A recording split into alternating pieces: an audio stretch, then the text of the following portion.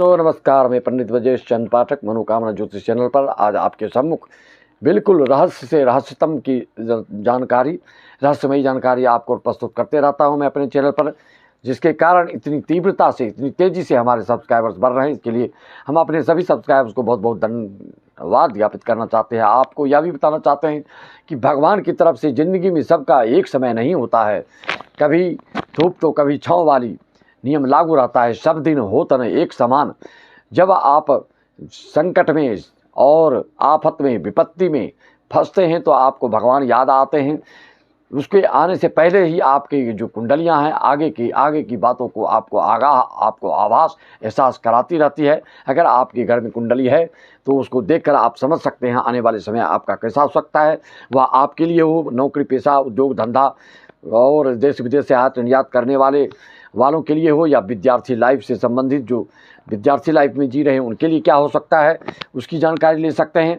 जो भी जानकारियाँ प्राप्त करना से ले सकते हैं। भगवान की बनाई हुई नियम को आप समझेंगे तो आपको आश्चर्यचकित हो जाएंगे, अचंभित हो जाएंगे।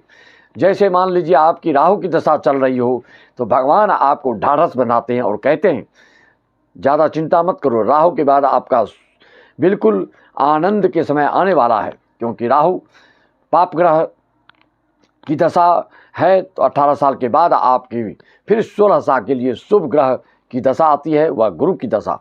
अगर आपको पता है तो आपको मालूम होना चाहिए भगवान की बनाई हुई। देखिए कितनी विचित्र रहस्य वाली बात है इसमें, कितनी विचित्रता है। अगर क्रूर ग्रह, पापी ग्रह आपकी दशा अंतर्दशा चल रही हो तो उसके बाद शुभ ग्रह की दशा आती है, और जिनके गुरु की दशा चल रही हो तो उनके लिए फिर अशुभ ग्रह की दशा आती है। इस तरह का इसका क्रम देखेंगे तो आपको बहुत ही अचंभित होंगे। इस राहु के बाद गुरु, शुभ ग्रह, गुरु के बाद फिर अशुभ ग्रह शनि, शनि के बाद फिर शुभ ग्रह बुध की दशा, बुध के बाद फिर अशुभ ग्रह केतु की दशा, केतु के बाद फिर शुभ ग्रह शुक्र की दशा, शुक्र के बाद फिर अशुभ ग्रह सूर्य की दशा, सूर्य के बाद फिर शुभ ग्रह चंद्र की दशा, चंद्र के बाद फिर अशुभ ग्रह मंगल की दशा। जिसके मंगल की दशा में जन्म होता है समझिए उसके जीवन में थोड़ा संकटों का सामना करना पड़ता है।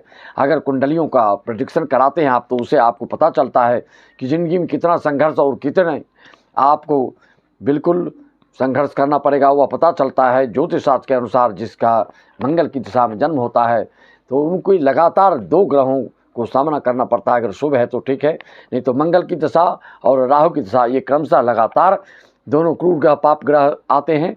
अन्यथा एक शुभ तो एक अशुभ, एक शुभ तो एक अशुभ दशा आपके जीवन भर इसी चक्कर के अनुसार चलते रहते हैं। ये कितनी रहस्यमयी जानकारी है। भगवान आपको ढाढ़स बनाते हैं।